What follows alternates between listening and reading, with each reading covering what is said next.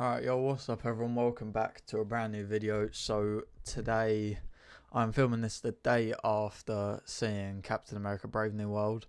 Um, so I saw the movie yesterday. It was the second day of its release, so reviews had gotten out. And they weren't looking good. So just to kind of give my score out of 10 and basic thoughts, I give it like a 6 out of 10. It's fun. I enjoyed it. It just very clearly has its flaws and they are hard to look by, in my opinion. Um, I have seen some people that have seen it twice have upped their rating, or some people have stayed the same. But like Alex Azor, who does the Escape podcast, watched it for the first time, gave it a 5 out of 10, watched it again and gave it an 8. So I'm slightly considering seeing it again tomorrow. If I do that, I don't know. But so yeah, 6 out of 10. Gave it 3 stars on Letterboxd. It's all right. It's just like an average Marvel film. So to get into, I will be getting into spoilers in this video, by the way. So if you haven't seen the film, go watch it. Or if you don't really care about spoilers, you can keep watching. So yeah, to get into my thoughts. I've kind of got a list here just to go through. So when Bucky shows up, I think the Bucky scene is probably my favourite scene in the whole film. I was really happy when he showed up. I kind of felt in my head, like when I think the camera like slowly pans around Sam, I'm like, get Bucky in, and then he was there. So yeah, that was really cool. I thought the CGI when we see it in the trailer when the massive kind of fight happens around Celestial Island. I thought the CGI for Sam and like the new Falcon, Captain America and Falcon, I thought that was really good. It didn't look bad really at any points. I thought there was a couple points where the camera was really close to Danny Ramirez. Is that his character? No, Joaquin Torres is the character's name. Yeah, there was a couple of those moments where I was like, oh, it does look kind of bad. But apart from that, I thought that whole act scene was really well. I felt like because we saw the, like, if you haven't seen the trailer, or if you don't, I don't know, I think it's in all the trailers. If you haven't seen the trailers, it is probably quite cool, and like you don't know what's going to happen.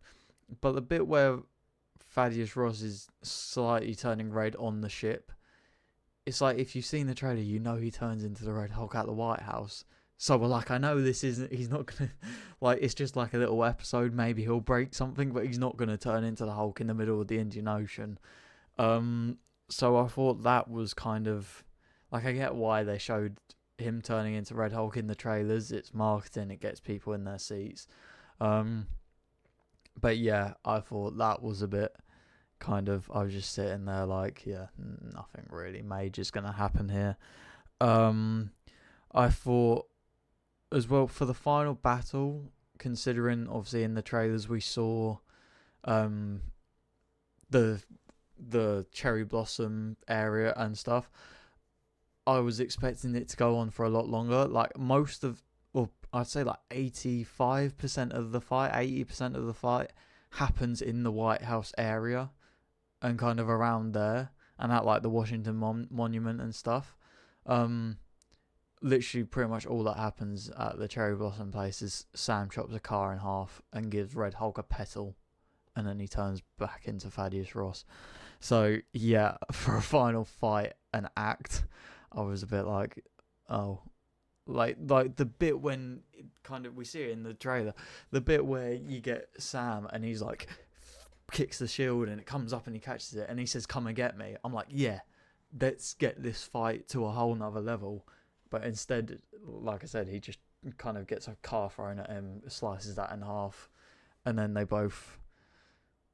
What even happened? I can't really remember. Oh, he's like blocking himself with the Wakandan vibranium like impact wings, and he blows it all up. And then yeah.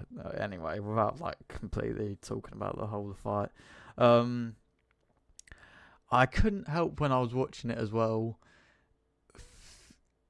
feel like it was a slight kind of copy of Winter Soldier. and I mean this purely by the characters in it, as in, instead of Steve Rogers, you've got Sam Wilson as Captain America. Instead of Falcon, you've got the new Falcon. Instead of Black Widow, you've got Ruth Batts-Sarath, the new kind of Widow agent. And instead of Bucky as a super soldier, you've got Isaiah Bradley. Like, yeah, it was. I couldn't help but put that together in my mind whilst I was watching this. I was like, I've kind of seen this before. It that I do agree when people say it doesn't have, like a level of kind of it is slightly empty. Like there's no emotional kind of thing, and I do agree with the fact, like, it doesn't need to be. It's a Captain America film. Like at the end of the day, it doesn't. I don't need to be bawling my eyes out or anything.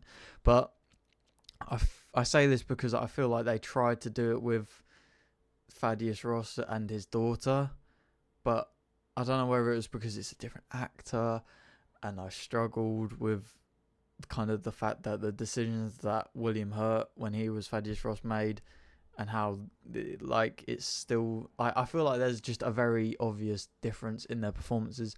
And like I said in my shorts review and my TikTok review, that's no one's fault.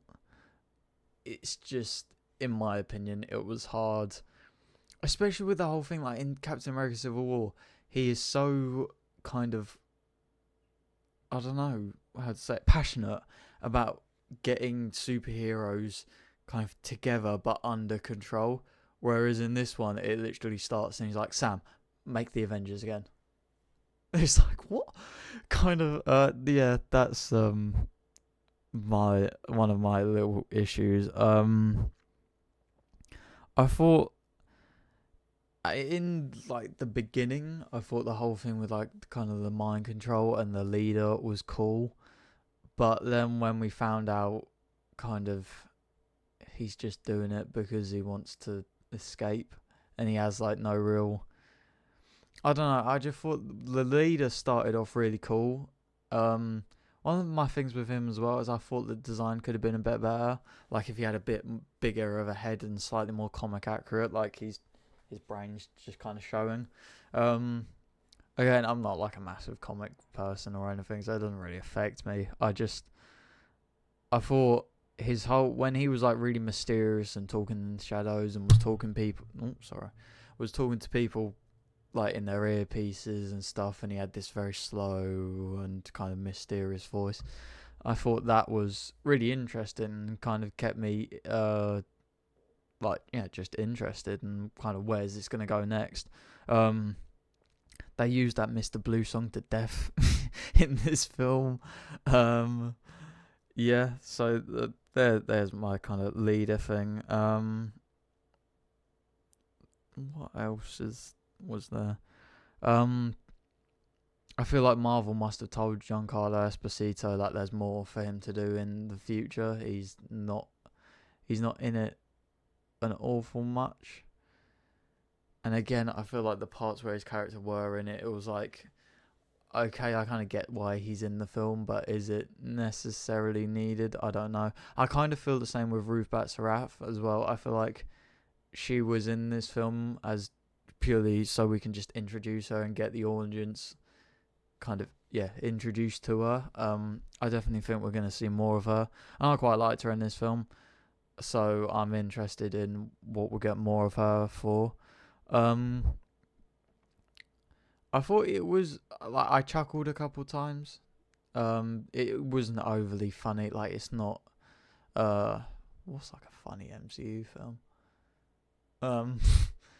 I don't know, but like there was no one in my cinema like properly laughing. Like having watched Deadpool and Wolverine last year, like I didn't stop laughing or smiling for the first like 20 minutes of that film. And again, it's not an overcritical thing for me. It's Captain America. All of the Captain America films have this serious kind of layer to them or theme to them. You can't be going into a Captain America film expecting to laugh. The only reason I bring this up is because I feel like the Falcon and the Winter Soldier there were points in it where they were trying to make us laugh. I only watched The Falcon and the Winter Soldier in the lead up to this, to be honest. I hadn't seen it before, like a month ago. So yeah, it is what it is. I really liked Danny Ramirez though as Joaquin Torres. I thought he was really good. Played his part well. He was probably the funniest part of the film. So he was good. I think that wraps up about everything. As I said, it's one of those films like you kind of with Marvel's track record recently. I feel like there's a lot of people that are gonna just disregard seeing it. I would say see it and get your own opinion, because as I said, there have been people that do really like this. But I just fall at the moment. I fall in the category of just mid kind of. I enjoyed it. I liked it. The flaws in it aren't enough for me to say, oh, it's a terrible film and this and that. So yeah, those are my thoughts and kind of why I feel the way I feel with some of the scenes and stuff. But yeah, let me know in the comments if you have seen Captain America: Brave New World. If so, kind of what did you think of it? Where do your thoughts lie? And yeah, hope you enjoyed this video, and I'll see you guys in my next one.